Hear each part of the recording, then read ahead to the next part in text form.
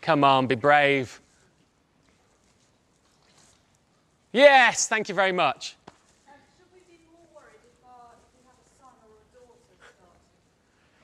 starting? We're talking about money, not dating, yes? Good.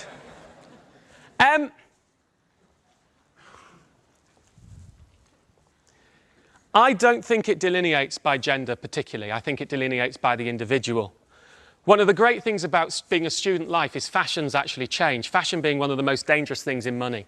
I don't like fashion. If we think about what fashion is a system set up by retailers of schmatter, of textile, whose job is to continually change so that our wardrobes are out of date. If there wasn't for fashion, you could buy your wardrobe at 23 and unless you changed weight, or unless it wore out, you would never need to redo it because it would always work. Unfortunately, the fashion industry, teen fashion, starts at the age of 11, tries to make us change our things all the time. That's one of the worries for some girls out there especially, but one of the great advantages of fashion, and it works for boys too, fashion is cross-gender. One of the great advantages of fashion at university is cheap fashion is good, cheap is chic. The other thing that we should talk about, and I quite like the fact that there are students' parents in here, is we should talk about drink and drugs at university. The LSE is not separate from any other university. There is drinking here, there's a student union bar and other bars. Drinking is going to go on for a lot of students. And there are drugs here, sadly. I don't think you should take them, but you might. And we need to actually think about this in a number of ways. I'll let somebody else do the health issues. That ain't my bag, so forgive me if you think I'm being irresponsible and not talking about it, but I'm not qualified to talk about it. I am qualified, and I'm going to stick with drink because it's slightly less emotional. I am qualified to talk about spending habits. One of the problems with alcohol is it has two costs. Cost number one, that'll be £2.50 for your pint, please. Cost number two, you lose your inhibitions. And when you lose your inhibitions, you spend more. Right? The problem is you might have 1 pint or 2 pints, but if you have 3 pints, you might have 6 pints. Because that's how it works. We suddenly become loose in our spending. Now, partying and drinking is an inevitable part of student life and should be budgeted and planned for. And you have to take some responsibility for yourself. The excuse, oh, damn, I spent £100 last night that I can't afford. I was drunk, I couldn't help it, is just not acceptable to the real judge of this, which is your pocket and your bank account. That is not an acceptable excuse. It will not buy you your meal the next day. It will not allow you to go out the next week. So I would say, boys and girls, it's important to consider partying as a cost. Put it in your budget. It's part of university student life. I started off by saying, you know, I learnt a lot when I was at university from the people I met. I also learnt a lot about how to socialise, how to get on with people, how to network, all core parts of our life. And drinking and going out and socialising is crucial. And actually, university is a great way to learn how to do it with a huge bunch of different people. But let's not it affect our pockets. If you're going to go out for the night, think about it properly. Make sure you go out there safe with friends if you're going to use this technique. And that's one of the good things. You might be doing it in your hall of residence. Only take a certain amount of cash with you to spend on drinks, but make sure you keep a separate pocket so you can get home safely. Start to set up boundaries so we can control our own behaviour so we look after our cash effectively. Didn't quite answer your initial question because I don't want to start getting into gender issues, but it's an important point that came out, I think. Any more, please? No hands. Not one question. Oh, hello. Transport. In London, walk, cycle. If you're in a hall of residence, almost all these halls of residence are in cycling ability. Please have an Oyster card. Is there anyone who's coming in London who doesn't know what an Oyster card is? Could just put your hand up and I'll explain it. Okay, right, very important. Oyster is the payment mechanism for the tube. It can also be used on buses. It was introduced by the Mayor of London, Ken Livingstone. He wanted to encourage people to do it. It's effectively a form of plastic cash. It's not like a debit card. You charge the card up. If you lose it, your money's gone. But importantly, to encourage people to use it, what he's done is set 2 tiers of pricing. If you don't have an Oyster card, you'll pay £3 or £4 for a single journey. If you do, you might pay £1.50 or £2. So you get your Oyster card, you charge up your Oyster card. If you're using the tube, you do it on your Oyster card or you're doubling the cost. It is not an excuse that, oh, I haven't got round to it. It is one of those things, if you're moving to live in London, the first thing you do is get your Oyster card, because you're going to need to move around. As for transport for the rest of the country, well, it's about being savvy and being aware. Right now, London to Manchester, you can book for £1 each way. If you go, they've currently got a special offer on. I'll tell you a story about trains, travelling around the UK on trains. It is the most complex system that has ever been devised. I'm actually trying to build something to break the train fare system on what I'm trying to tell you about. When we've looked into it, we need a research-based mathematician who can do, it's called walking the path mathematics, 6 industrial strength servers to try and crack the code, to actually break why train fares are cheap. Let me tell you, this is an anomaly. So you buy a ticket from London to Penzance, which is way down in the southwest of the country, return. Standard ticket, save a fare available, cost £220, return. Now, that train stops in Bristol.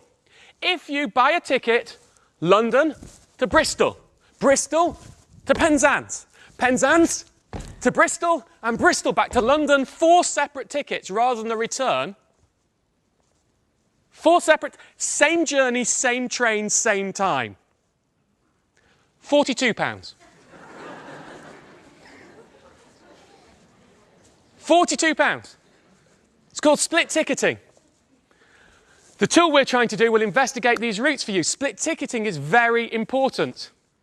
You need to look at, sometimes 2 singles are cheaper than a return. Really, we get really clever on split ticketing, as you like that one. Let's go into a bit more detail. Peak time tends to end at 9 o'clock. You're doing a long journey across country.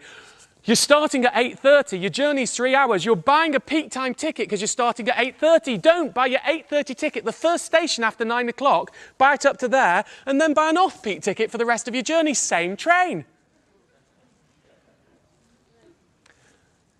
Buses, coaches, one of the cheapest ways to travel in this country. There's the mega bus, there's also the mega train fares, lots of really cheap ways to travel around. If you're flying into Europe, the key question to get really cheap costs on transport for flying into Europe is not what is the cheapest price because I want to go on the 19th of November. This is the key question if you want to do it really budget. I don't want to spend more than £10 on my flight, and yes, there are. At the moment, there are at least 10 destinations with flights to Europe for under £15 each way, right across lots of different countries, with at least 300 flights available with seats under £15 each way. Put a press release out on it the other day, funnily enough. Right, this is your question. I don't want to spend more than £10 or £15 on the flight. When do I go? We change what we delineate this on. We say, I'm a student, I'm flexible, I can go anytime. I will go when the price is cheap, not what is the cheapest price when I want to go. And that's what the tool on my website does, moneysavingexpert.com/flight checker. Simply, it finds you those flights. You say how much you're willing to spend. Have I missed any other area of transport? Cycling, I said, was good. Walking, please, if you've got a cycle, get a D-lock and a chain around your front wheel or they will disappear. This is London. It's a big city. People are very good. Everyone's a professional, including the thieves. Next question. Yes, sir. On the basis of the LSE is located in probably the most expensive environment in the UK, what are your suggestions as to sort of trying to save the enormous expense involved in living in central London? Transfer to Warwick University. It's dead cheap.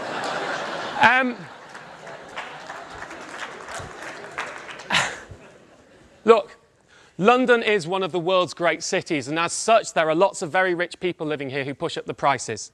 If you can get into halls, you might get 1 year, you might get a bit more. I got 3. It's very good. Halls are quite cheap and quite effective.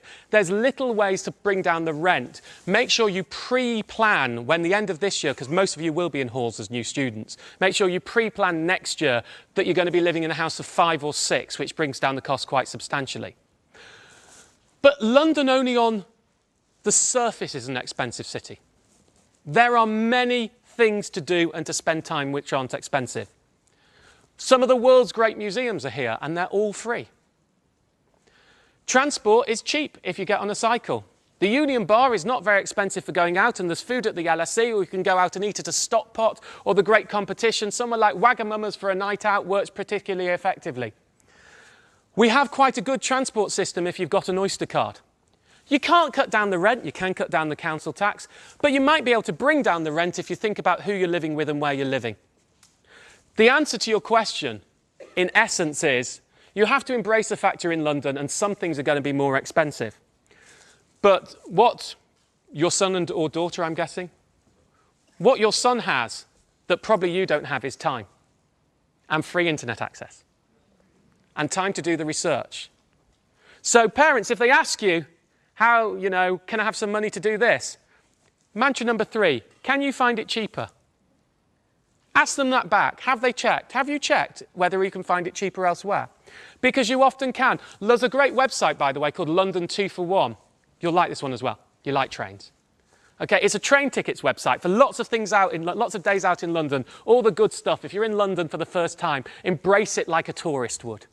Why not? Now, it works like this.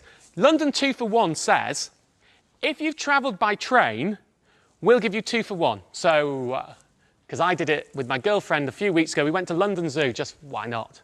It's quite nice to see some animals that don't work in banks. And luckily, these ones were behind cages.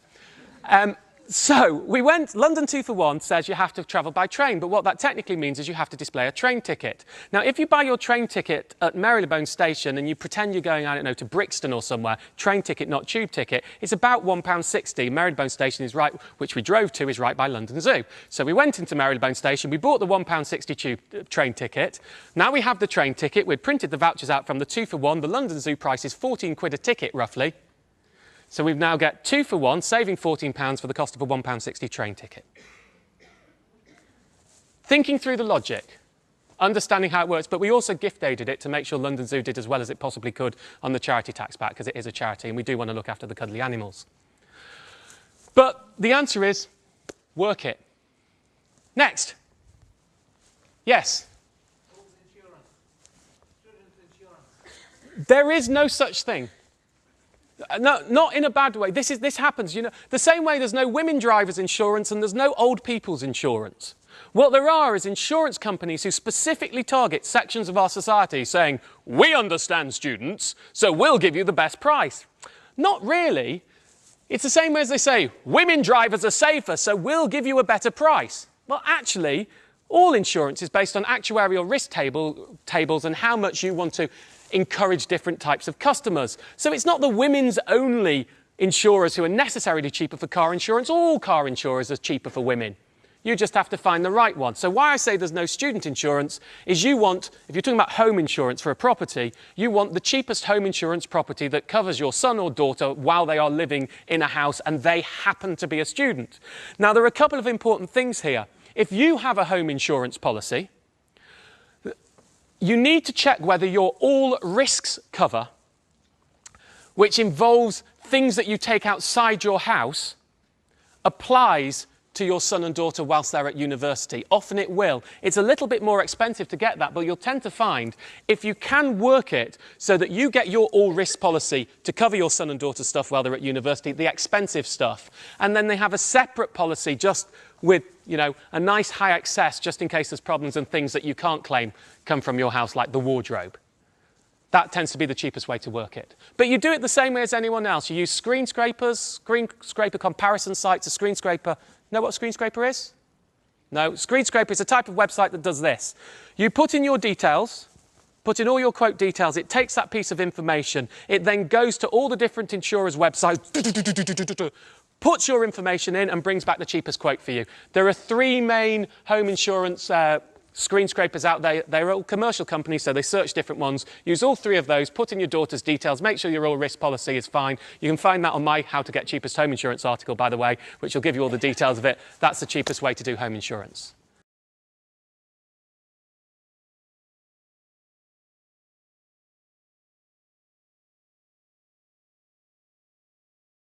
Regulations in this country make it, unfortunately, very tough for anyone overseas to get a bank account easily.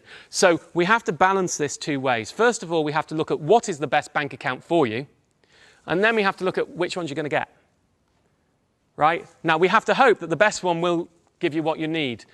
Halifax Bank of Scotland gives the biggest interest-free overdraft. I would always recommend that unless you need a rail card, by the way, if you need a rail card, then it's NatWest, because they give you a 5-year rail card worth 100 quid, and that actually offsets the 0% overdraft if you're going to travel a lot by train. But I suspect not. So let's go back. Halifax Bank of Scotland will give you an interest-free overdraft of £2,750 a year.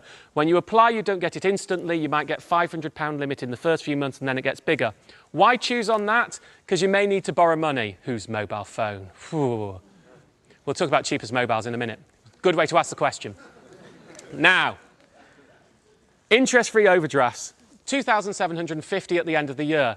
If you don't need that, well, frankly, you set up a separate bank account somewhere else that pays you a lot in credit. Alliance and Leicester may do so, depending on your financial situation.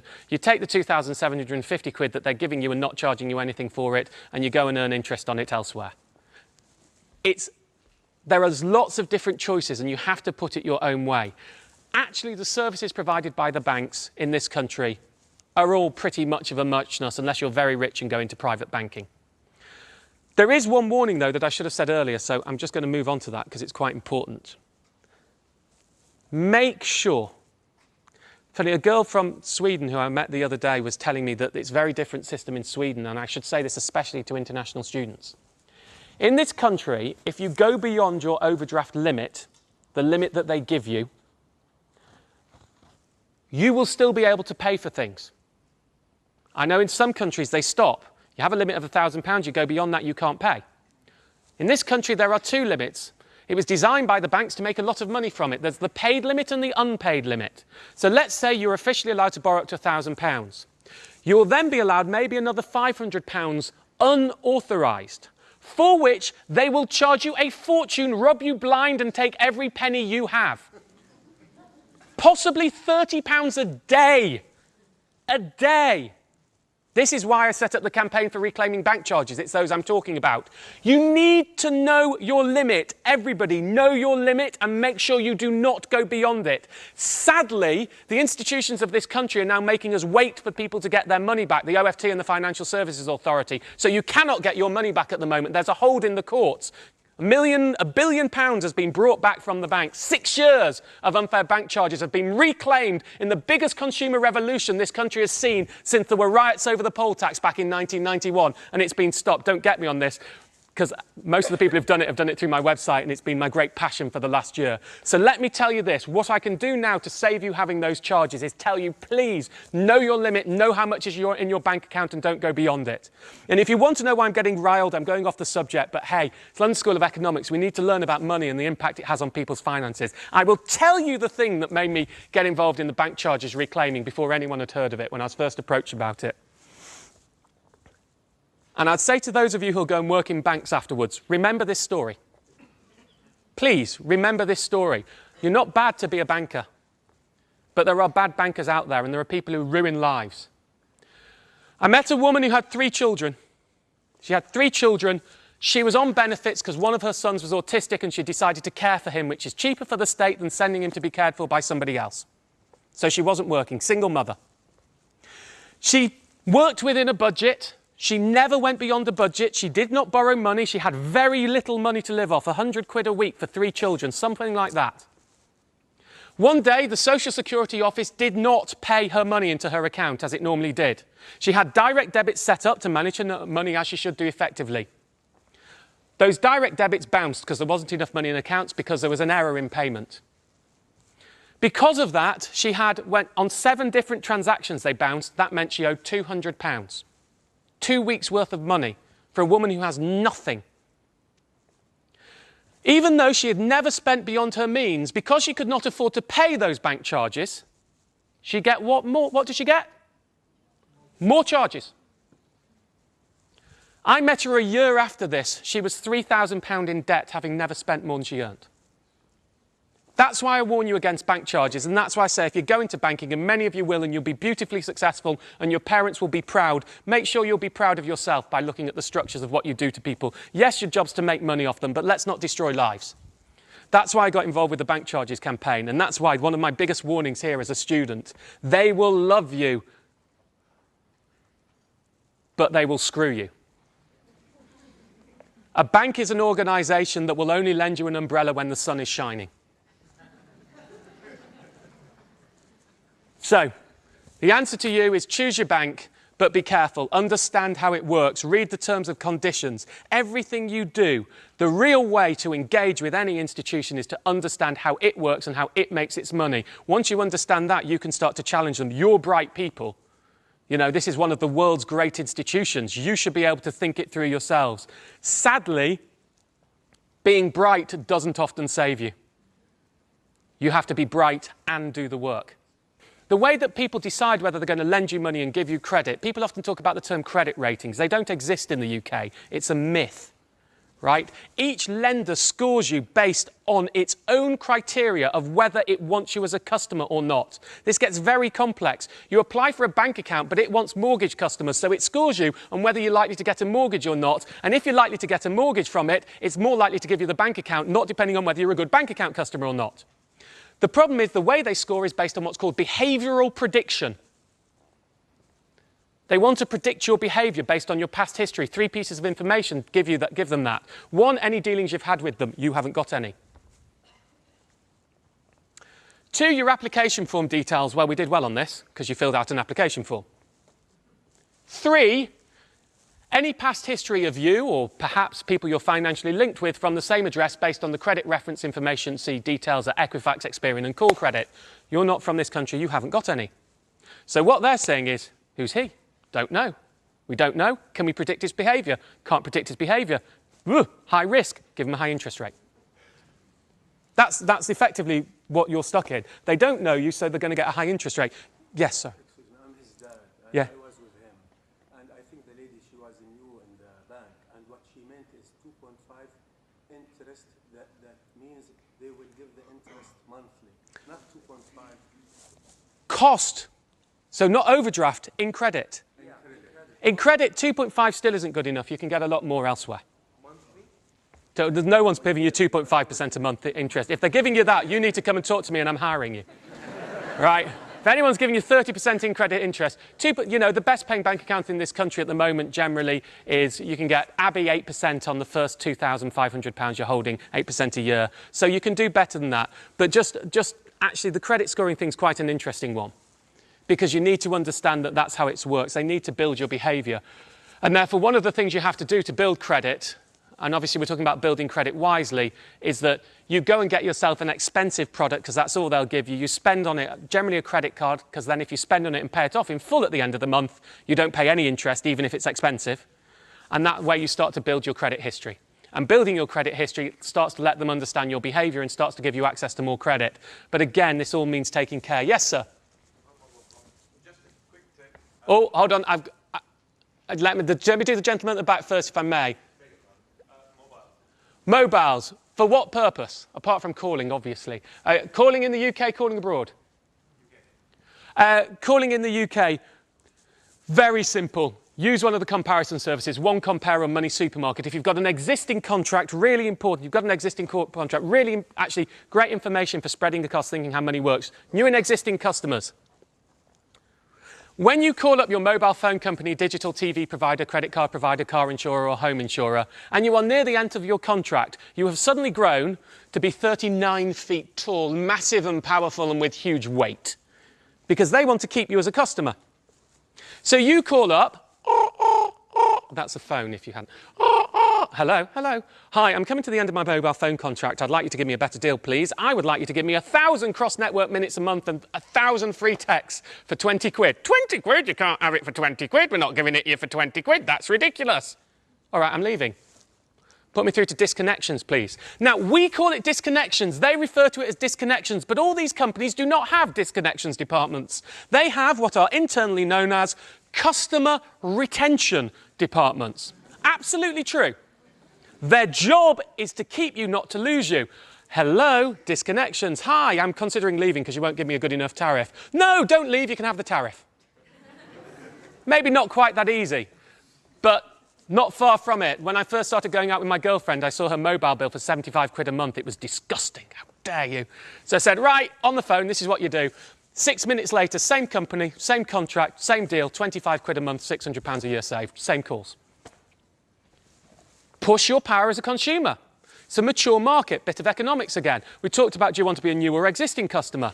Well, the mobile phone market in this country is mature. Virtually everyone has a mobile phone. How do you win customers? Well, you try and sell them more business and more different types of products and video text messaging and WAP and internet. Or alternatively, you win business off your neighbours, off your competitor companies, and try not to lose business. So again, we can foist the competition by pushing them at the end of your contract. If you haven't got a contract, then you go through one of the comparison services. The first thing you do, though, 2 different ways of mobile phone tariffs in this country. First of all, there is the tariff, the price you pay per call, the price you pay per text. You should first look at what the cheapest tariff is for you. There are things called cashback deals on mobile phones, where what they do is they say, this is the tariff. You'll have a £40 deal, but if you claim back at 3 points over the year, we'll give you all the money back, so it's actually free. Hey! But you actually have to send the right form at the right time on the right day, or you don't get it. And there are more court cases about this than anything else I can tell you. So what I say is, yes, cashback deals are great, but choose one based on the applicable tariff to you. If I am going to make these calls and I'm going to pay the right price for them, which is the cheapest mobile phone provider for me? The comparison services will tell you that. At that point, once you know, you get the best cashback deal on that tariff. Because now we know if the cashback deal doesn't work, and odds are it won't, then you've still got the best tariff anyway, so you've not lost out. It's the people who go for the wrong tariff to get the cashback and don't get the cashback who are really losing out. So that's the answer. Yes, sir, you were going to give me a tip. Just want to say those who are becoming employed for the first time through part-time work, etc., and paying tax, that their allowance may not be fully used up. Absolutely. Now, it depends. There are some complex rules on this. There's a myth that students, or children for that matter, don't pay tax. Wrong. You pay tax like everybody else. But you don't have to pay tax in the UK until you've earned £5,225 a year. I think I'm right.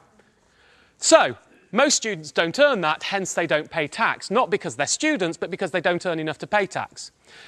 Now, if you're working just in the summer and you're not going to earn over that threshold, you can sign a form, you can go and get it, ask your employer, whoever's employing you, so that you're paid the money without tax being taken off, so you get all the money there and then. This is where you're going, I think, isn't it? Get all the money there and then. But if you're likely to earn more than that over the year, then, or it's not just a summer job, it's a regular job, then I'm afraid you're going to have to pay the tax on it and reclaim it at the end of the year. But do make sure you reclaim it. The likelihood is if you're paying tax in a job that you've got regular employment, you're going to be paying too much and you're entitled to reclaim it, so you need to look at it. I'm looking and I'm getting a nod there that it's time to finish. Thank you very much. Have a wonderful university career.